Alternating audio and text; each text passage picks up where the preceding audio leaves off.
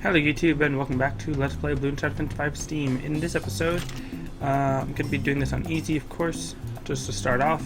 And I'm going to be using a wizard monkey, with the specialty building, of course. And I'm finding it very interesting. I'm not super familiar with this track. I know I played it on Deluxe Edition, but I don't know, because it's very interesting. The way that the two paths wrap around, I'm just trying to look at it and get a better idea of what I'm going to be up against. Obviously this is just easy, so it's not going to be a huge deal, but obviously that path that goes under the board is going to be a bit more difficult, because it's going to be similar to Death Valley in the sense that one path is going to be considerably shorter than the other and more difficult to deal with. We get Fireball and Monkey Sense. I know I beat it before. I don't know what difficulty, probably on all difficulties from Deluxe Edition, but we'll see. Because now I'm thinking like maybe Dartling Guns, Balloon Chipper. I kind of want to use the Helipilot, just because I can. Like, it's a thing that I have that I could do, but I don't know specifically how helpful it will be.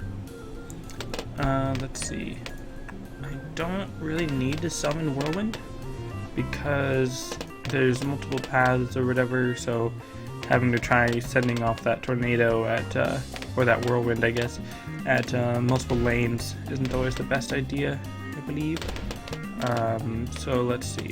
Almost at enough for the fire, which again isn't entirely as effective as the whirlwind, considering it's two different lanes that I'm firing on, but because it does have a pretty fast attack rate, that does help. So let's see. What else can I do? I mean, I could just spam more wizards, like, you know, more wizards at the beginning or something, and then get the lightning blast as soon as I can, or lightning spell, I guess, chain lightning, so that I can pop it more easily or whatever. There we go. And then I don't even need the other upgrades for a bit. So what's my plan? You know, I know I've said this before, but I feel like wizards just aren't that powerful. I mean, obviously they're popping all of these without an issue, but when you get into the late game with Moabs and ceramic clumps and stuff like that, I just kind of feel like the wizards don't hold their own weight.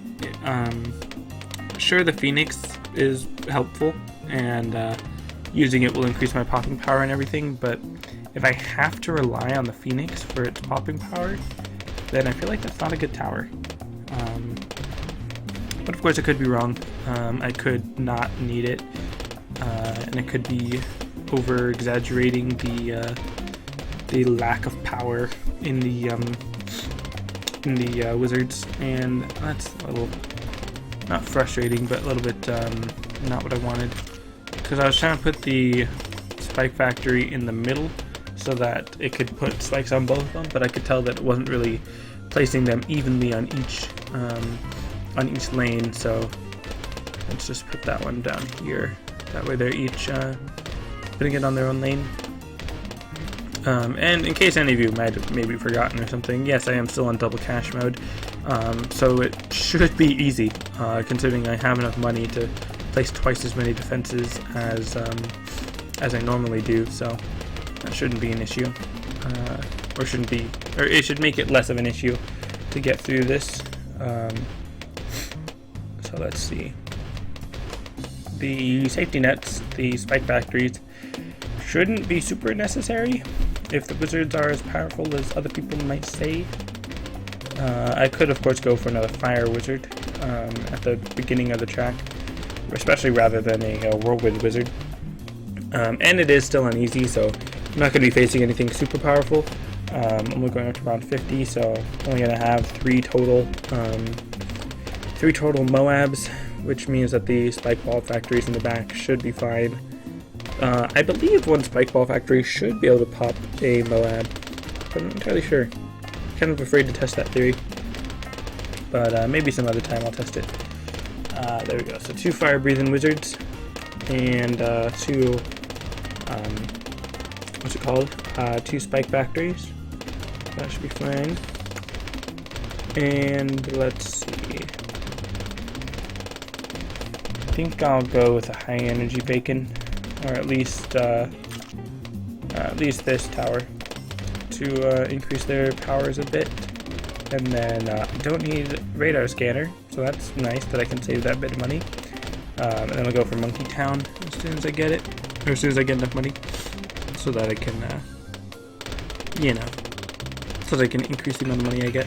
And I'm actually gonna not worry too much about other defenses in terms of like more wizards or something, because now I kind of want to use my safety net and not just lay it in the back and leave it alone. Like, I want to actually use the safety net to catch balloons. So yeah, gonna let that one go. And I mean, of course, when I say that, I just mean that I'm waiting for the high energy bacon, which I just remembered that is a thing that I'm waiting for. So let's see. There we go. Set it to strongest. And then I believe one thing that I could do is build another one of those with the Moab Shredder spikes in front of the spike ball factory spikes, so that I know that it's going to be a bit better at popping the Moab that farther back. Just in case the Moab layer does get close enough, which I doubt it will, considering how well it just popped out of the Moab. So the high energy bacon and the wizard monkey should be fine against Moabs, considering I took down that first one so easily. So yeah, and I'm just gonna say it now. This might be one of the first times. Well, this probably is the first time that I'm actually gonna be recording the rest of this episode separately, because I don't know. There's just something about this morning where I'm not really feeling it in terms of commentary and such. And I do have a bit of a time constraint, kind of. So I'm gonna be getting the previous episode, because I'm recording this episode and yesterday's episode at the same time. Well, not same time, but same day. So I gotta get that one up first. But anyways, so that should be basically it, because it's already around 50, and yeah, I'm taking down those mobs so easily. So that's gonna be it for this episode. Thanks for watching, and I'll see you next time.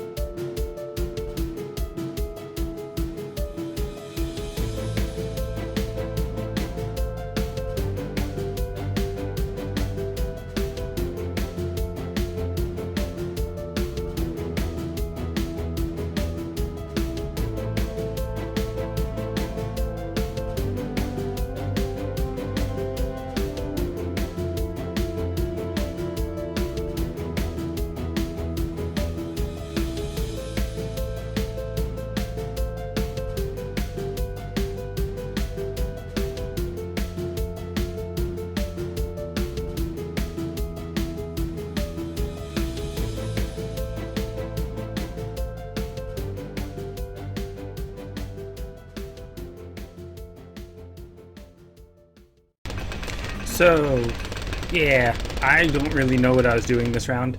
I was thinking of starting off with just a bunch of rockets, and then I quickly remembered why that wasn't a good idea, because the rockets, or the missile, bomb launcher, bomb tower, whatever you want to call them, I don't know why I call them rockets, but the missile launchers, those are generally better suited for the tracks where the balloons are closer together, or clumped together, like Mount Magma or tunnels, because it was all just one track.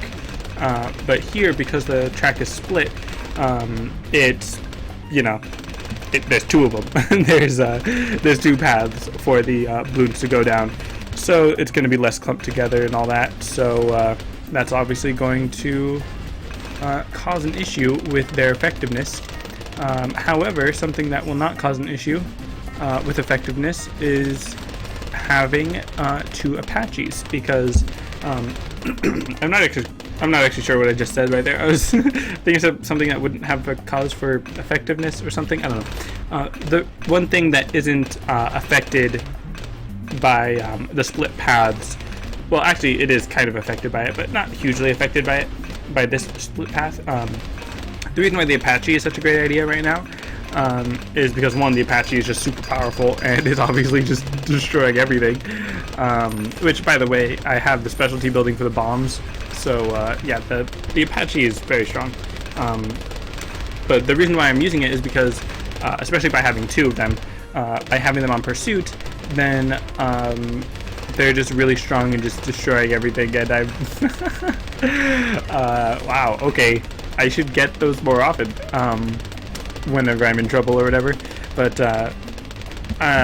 what was I saying? Because they can pursue the balloons no matter what track they're on, and then they can, you know, fly around or whatever and blow stuff up. Obviously, that's a good thing.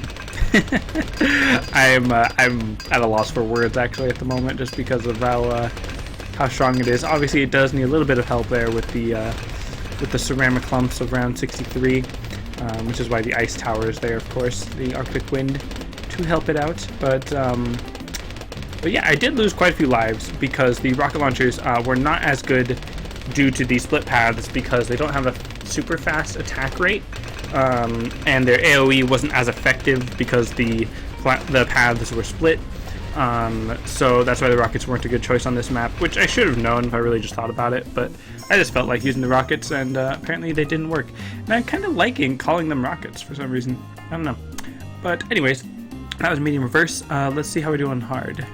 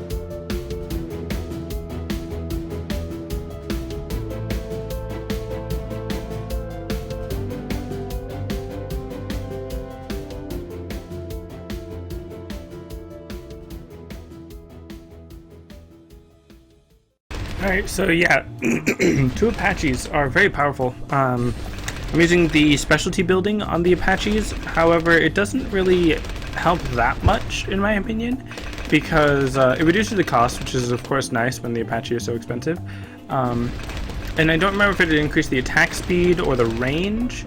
Probably the attack speed by like 10%. But then the other ability was like, what was it? It like increases the speed that you move when in pursuit mode, which is helpful, but I mean, it's not super amazing, as you can tell. Like, there's not really as much of a need for it. And then I think the 4th tier upgrade, which I don't have, is the platform takes up slightly less space, which could be helpful when you're trying to spam a bunch of them, but I mean, you're not really going to get a lot of them up. I mean, here, let me just buy another one just because I've got the money for it.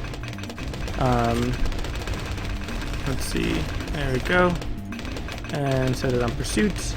So I've got 3 Apaches going, and yeah, it's about 17,000 or so, or 17,000 for the one. It's about 20,000 total, maybe 21,000. But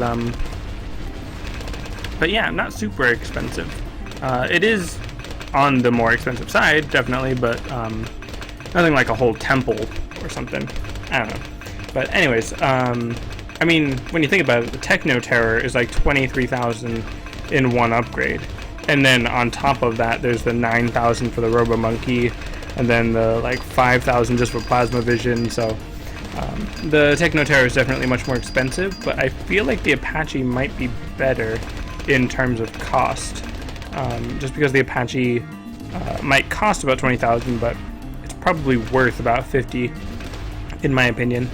But although that's true, I am also reducing the cost a bit with the Monkey Village and all that. And I've got my triple threat safety net, if I decide to stick with that name or something, which I might as well upgrade these a little bit to the more optimized triple threat safety net. I've got the Moab Shredder Spike Factory in front of the Spiked Mine Factory, as well as the Ice Tower to really help slow down any normal type balloons that are within the range of these road spikes, road traps, or whatever. And then of course the same on the other side.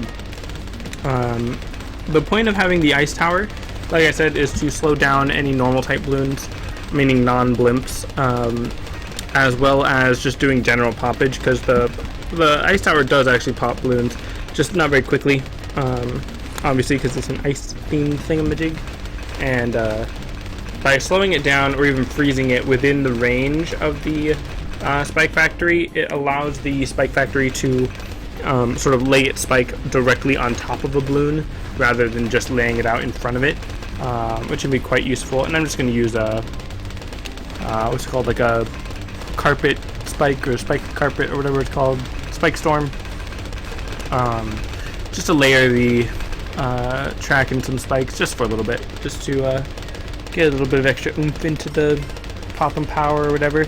And I might as well get Call to Arms just cause. And let's see, gonna throw down a Super Monkey back here, right there, right in the range of the Call to Arms, just in case. Extra little bit of a safety net on top of the safety net, or behind the safety net, really.